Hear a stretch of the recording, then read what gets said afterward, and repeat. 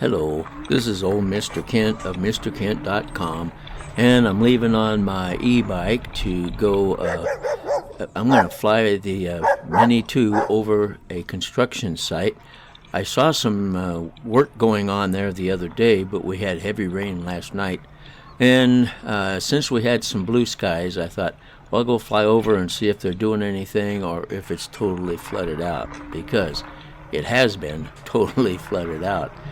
We had heavy rain earlier last month, and then last night it was a lot of rain. But anyway, so we're going to head over there, and when I got there, just a second here, I'm going to show you my route because I'm headed up the canal road here and going straight up, and then start at the lower right, and then we're going to go over into a housing development, and then pull around the corner there and set up to fly the drone.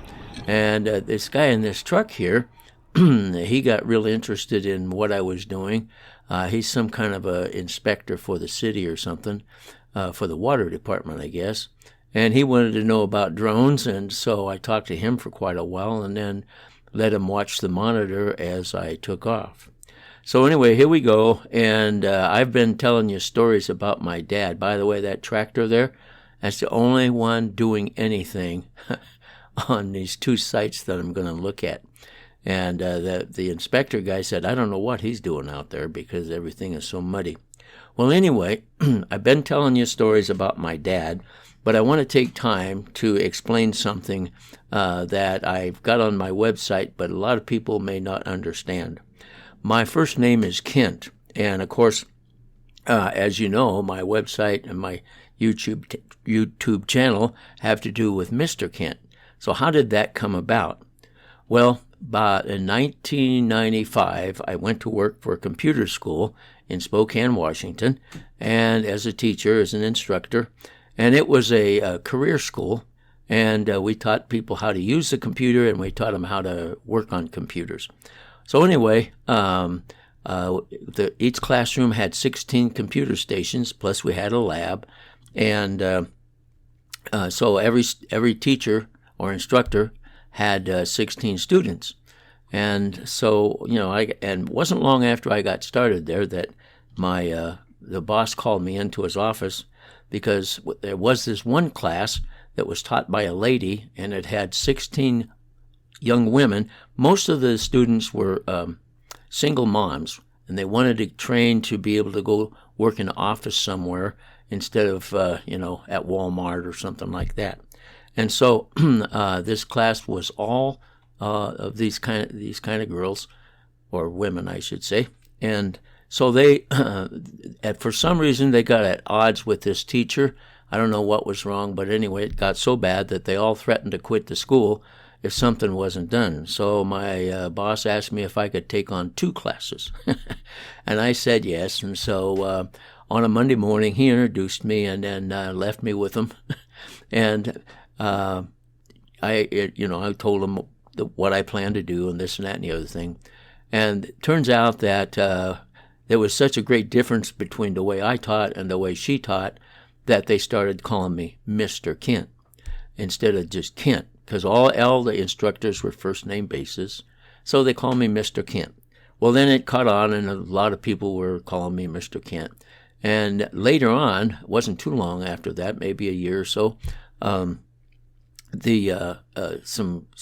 young ladies came to me and they said, you know how to program? And I said, yes. And they said, well, we need a typing program of some kind, because if we buy the program to run on our computer at home, it's $30 or $40. And if we come into the lab to work at night, then we have to pay for a babysitter. Could you write something up on the internet for us as a typing tutor and so forth? And I said, yeah, I'd be glad to do that. Now, back in 1995, if you were looking for a website with your name, it wasn't that hard to get. So since they were calling me Mr. Kent, I started up MrKent.com. And that's how it got its name. And there's a lot more to the story than that, but eventually it became, very supportive to my income. Not so much anymore because nobody's typing anymore. Seems like everybody's texting. But anyway, I still make a few bucks a month off of it. All right, let me talk about my dad. In my last video, I got up to where he bought a 1950 Nash Ambassador, brand new, and because our neighbors had loaned us their Hudson, which was brand new, and we went on a trip in it. So he bought that, and of course that was much nicer. It held a lot of people. There was a lot of room, and it ran great. So we had that, and then eventually my Aunt Janice and my Aunt Chloe. Aunt Chloe was the sister to my grandma, and Aunt Janice was my grandma's daughter, and they came to live with us in that little tiny house that we were in.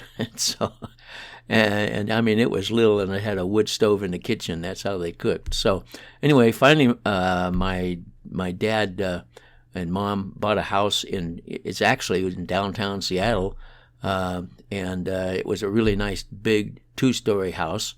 And so we all moved in there. And then when my grandma and grandpa moved out from Cheyenne, they moved in with us. So we had actually 10 people in the family. My 3 brothers and sisters, my mom and dad, the 2 aunts, and my grandma and grandpa. So we had 10 people in my family. So anyway, it was interesting growing up. But my grandma and my Aunt Chloe, they grew up in, I think it was Joplin, Missouri.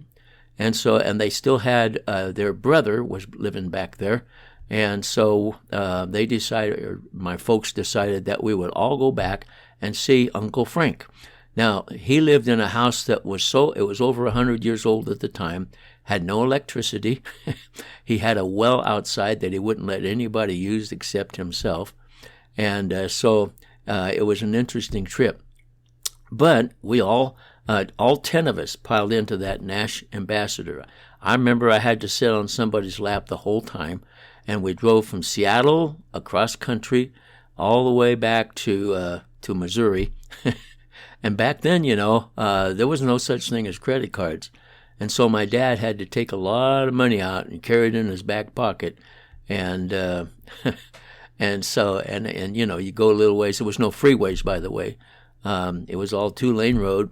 And so, it cost him quite a bit every night to stay at motels. And we made it all the way back. We actually stopped in Wyoming to visit some friends for a short time, just a day or so.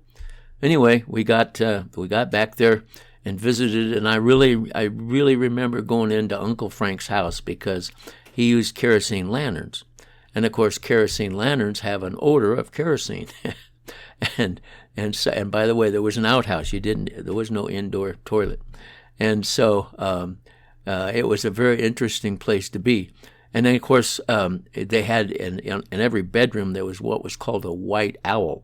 That's what you used in the middle of the night when you had to relieve yourself, so that you didn't have to go outside into the outhouse. That car, by the way, did a fine job, but it was so loaded down that there was one place we went on the way back or somewhere that we had to go over the crest of a hill inside the city. It started downhill. By the way, that guy walking up there, I'll put an arrow to it, that's the guy that was talking to me when I first took off, and he's inspecting the work that they did yesterday before the rain came last night. So that's what he's there for. So anyway, we started to go over the crest of this little edge of this downhill slope, and the bottom of the car drug. So we all had to. My dad backed up. We all had to get out so he could go over the edge of the hill, and then we all got back in. And so it was a very interesting trip, and we made it out. We made it back home okay, and made a lot of memories for all of us. All I remember is sitting on somebody's lap the whole way. I had to sit on somebody's lap. And I was, if that was in 1950, then I was about 8 years old. So anyway, that's the story of